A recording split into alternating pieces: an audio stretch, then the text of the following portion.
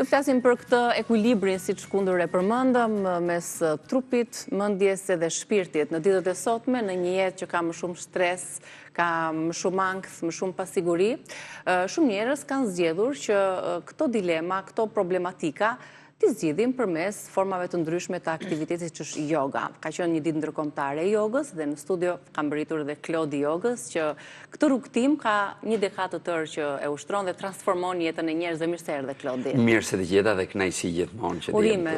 Ishte një aktivitet fantastik. Faleminderit. Do të shohim edhe foto materiale nga liçeni ku një grup i madh njerëzish që të kanë ndjekur në rrugtimin tënd 10 vjeçar, janë transformuar, kanë bërë të mundur që të gjejnë vetveten e tyre apo të krijojnë këtë ekuilibrit mes trupit të tyre dhe mendjes. Ke ndikuar sadopak në jetën e tyre për t'i transformuar dhe për ta parë jetën ndryshe. Ti në kaq vite ushtrim të joge dhe transformim të jetës së tjerëve, çfarë leksioni, çfarë mësimi të ka dhënë më së shumti ty personalisht? Si e shikon tani jetën? Dëgjoj, duke qenë se domethënë, yoga pat këtë impakt tek unë, pra më ndryshoi, por unë them, ndryshimi është një proces disi e quaj të lehtë, sepse edhe shumë i lehtë, por kur transformohesh, është e vështirë. Domethënë, do shumë punë. Dhe yoga këtë ka patur tek unë, më ka transformuar si njeri, jo vetëm më ka ndryshuar. Ajo filloi me ndryshim dhe pastaj më transformoi në një tjetër njeri. Sot e ke filozofi jete. Dhe kjo domethënë është mënyra ime, le të themi, e të jetuarit, sepse ishte pikërisht kjo që the pak më parë. Një nga gjërat më të bukura që një njeri mund të bëjë në jetën e tij dhe duhet të bëjë është të gjejë veten. Dhe në kohën e sotme, njerëzit e kanë harruar veten e tyre. Absolutisht. Vrapojnë për ku? Po, as vetë nuk e dinë se për ku vrapojnë. Nuk dinë as vetë se çfarë duan dhe ndonjëherë duan ca gjëra që as nuk i shërbejnë dhe as nuk i hyn punë jetën e tyre. A kupton? Ca gjëra që e arrini bëjnë dhe i bën pyetjen, më fal, të ndryshoj gjë cilësinë e jetës, sepse mbase të shtoj dire, cilësia e jetës është sa i kënaqur je ti me shëndetin tënd. Kjo është pyetje që duhet i bësh njeriu. Me mënyrën, me perceptimin. Sa i kënaqur je ti me shëndetin tënd? Jo sa i kënaqur je ti me gjërat që ke.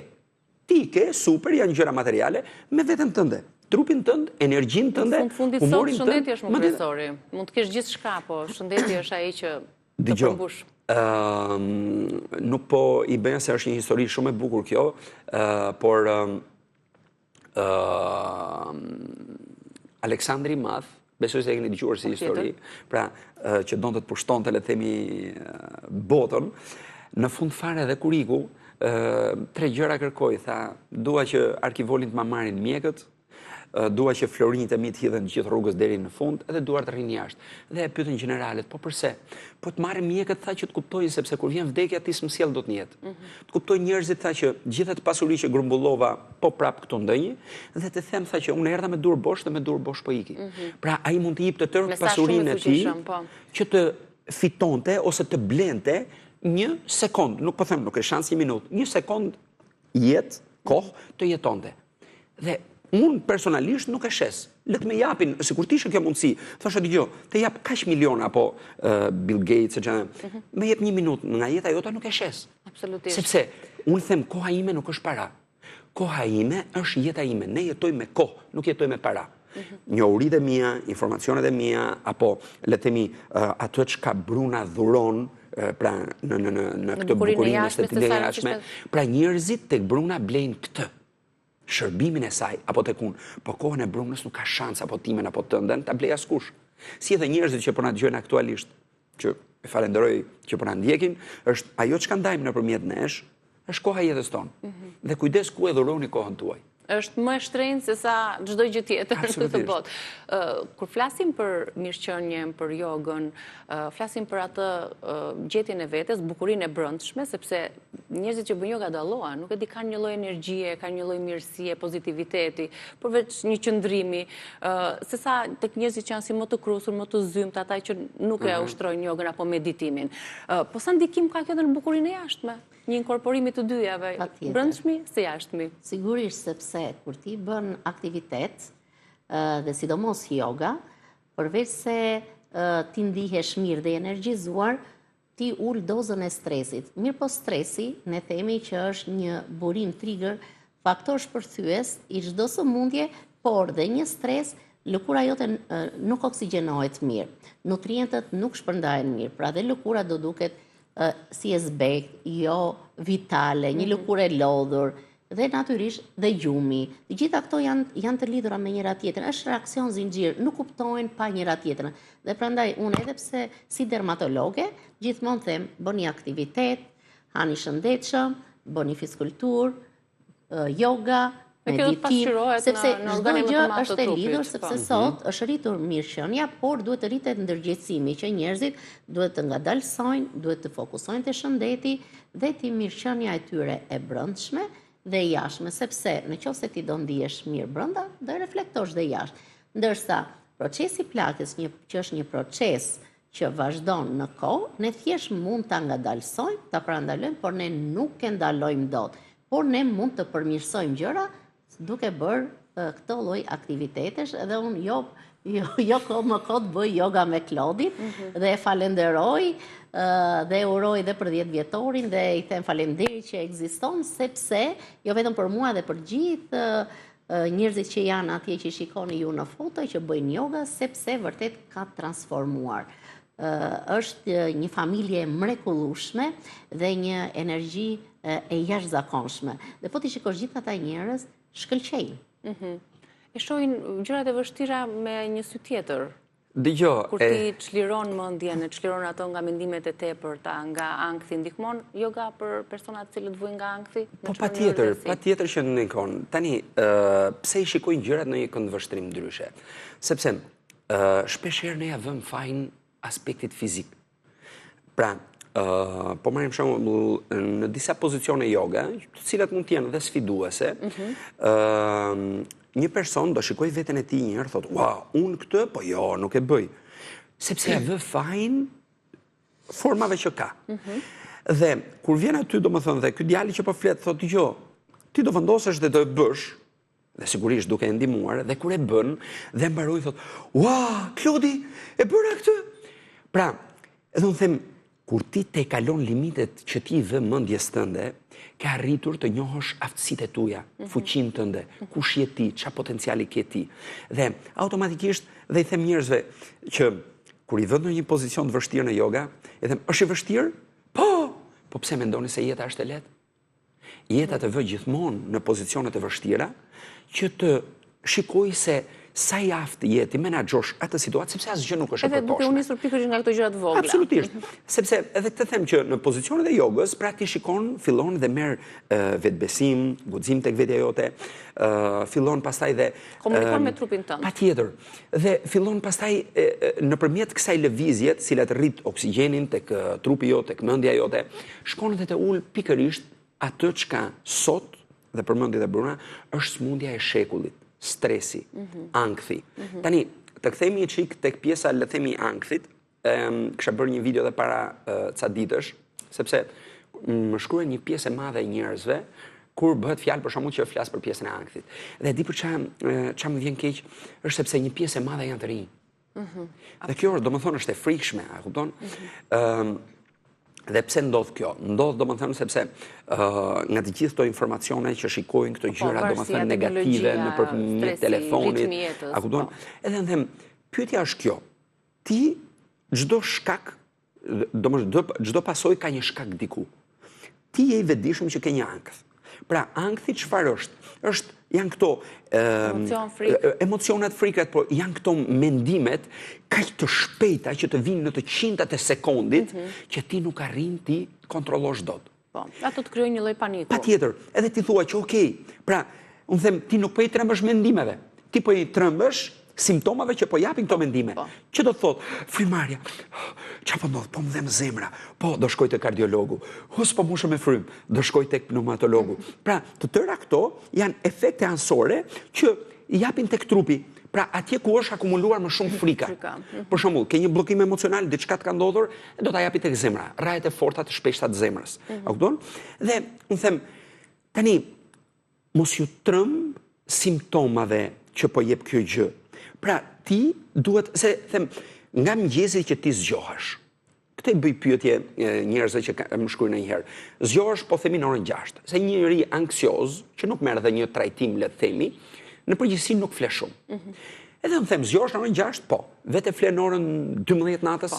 Tani, për gjithë kësaj fashe orari, ti je në ankth gjithë kohën? Jo. Pra çka do të thotë? Paske një hapësirë që nuk paske ankth.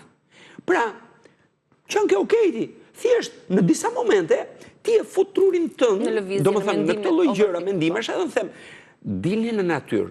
Sigurisht nuk po dua, domethënë të them, nuk ka asgjë të keqe të shkosh, se kjo është akoma them, përgjithësi njerëzit kanë ndryshuar, të shkosh tek një psikolog, domethënë i mirë, dhe këtë dua të them.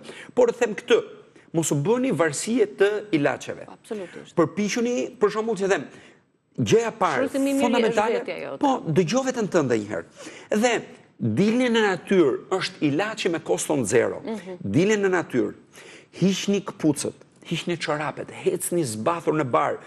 Por një nga gjërat që nuk duhet të merrni me vete është pikërisht telefoni. Telefoni. Gjërat më të rëndësishme në jetë janë fakt. Në natyrë e zbathur dhe vetëm thjesht jo oksigjenin. Kaq. Dhe nuk mund ta imagjinoni dot. Po kjo duhet jetë për nga tokëzimi, nga kontakti me natyrën. Meqense edhe minutat fluturojnë, tani në vap çfarë na rekomandon? Disa ushtrime, sepse të vish në studio dhe mos bësh disa ushtrime joge. Atëherë, dëgjoj, meqense jemi pikërisht në këtë që po thuat ti në kulmin e vapës, cilën vjet edhe i kemi folur, i kemi përmendur këto gjëra. Unë do ju demonstroja dy teknika njerëzve, dhe aq më tepër, këtyre meqense përmendëm ankthin dhe stresin. Domethënë, këto dy teknika kanë një efekt pozitiv, domethënë direkt tek njerëzit që vuajnë nga këto simptoma. Po përtej kësaj, në radhë parë njerë nuk duhet bëhen në ambiente të mbyllura ku ka air kondicioner dhe ajri është jo i pastër. Këto dy teknika bëhen në natyrë, është idealja, dhe sidomos njerëzit që janë në det. Kur jenë në det. Please, mos mendoni, unë jam totalisht kundra të konsumoni ujë pije me akull. Totalisht kundra. Nuk duhet flas efektet asore dhe, se me qëse s'kemi dhe shumë kohë. Janë shumë gjëra, parazit janë shumë gjëra, por le të shkojmë qik të kjo gjë. Doni të hidratoni trupin tuaj. Teknika e parë është rrotullimi i gjuhës në tub. Jo të gjithë e bëjnë këtë bëna. Kjo është genetikisht... Ka njërës që dhe se bëjnë do? Edhe unë e bëj, po. Kjo e bëj unë për ju dy. Pra, kjo është genetikisht e lindur. Këtë nuk e bën dot, rrotullimin e gjuhës. Por, është kjo teknika e dytë që të tërë e bëjnë. Që është ajo, zgërdhiu një qik, e ti bën këtë. Pra ti bën një muskulaturë dhe faqeve, dhe bën këtë frymarrjen me dhëmbë. Po kujdes, nëse ka një njeri që ka telat tek dhëmbët, nuk duhet ta bëj, sepse është aq e ftohtë sa që telat ftohen dhe të japin një mpirje në kokë. Pra teknika është kjo, merret frym me gojë dhe nxirret me hund në këtë lloj forme. A merr përmes gojës dhe dhëmbëve që e ndjen të ftohtë ajrin e freskët të dhëmbëve. Dhe nxjerr me hund. Kjo si teknik është fantastike për ato që kanë mishat e dhëmbëve të dobët. Bëj edhe një herë ta shohim. Okej, është kjo këtu.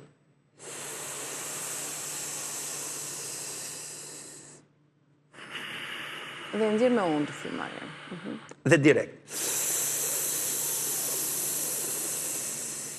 Po frymarrja nëse e vëre fillon nga barku, krahërori e tërë, okay? Dhe brenda pak përsëritjeve do fillojnë të ndjejnë dhëmbët që mpihen, mishat e dhëmbëve thahen. Ajo çka është më e fortë pastaj është kjo që ju demonstrova me gjuhë. Njerëzit që pinë cigare, njerëzit që konsumojnë lëndë tjera, apo da, në përgjithësi rekomandohen shumë pak përsëritje, sepse do japi direkt marrje mendësh nga niveli nikotinave që kanë, domethënë tek pjesa e gjuhës. Gjuha është organi i parë që akumulon të tëra toksina, lëndët që ne konsumojmë. Bakterie, po. A kupton, dhe pastaj them pastrimin e gjuhës. Ndaj dhe të kam parë që ke bërë atë pastrimin e gjuhës, pse është rëndësishme si duhet pastrojë gjuha, meqense jemi te kjo gjëja. Thot e pastroj gjuhën me furçë. Nuk bën asgjë. Asgjë. Është një lloj tani të marrësh dy furçe dhe pastroje furçën me furçë. Nuk e. Pra, gjuha, po ta shikosh me shumë imësi, ose ato çarjet që ka, pra gjuha ka ato receptorët, ka mira receptorë, nervorë të shijes, të ndjesisë. Pse kur ti konsumon diçka të nxehtë, direkt sa e vën në gjuhë të djeg dhe e nxjerr. Po është shënjuesi i disa organeve, shumë gjërave, si zorës, si zemrës, në zona të ndryshme të gjuhës. Po, të pikat të ndryshme të gjuhës. Dhe unë them, gjuha pastrohet në dy lloj formash.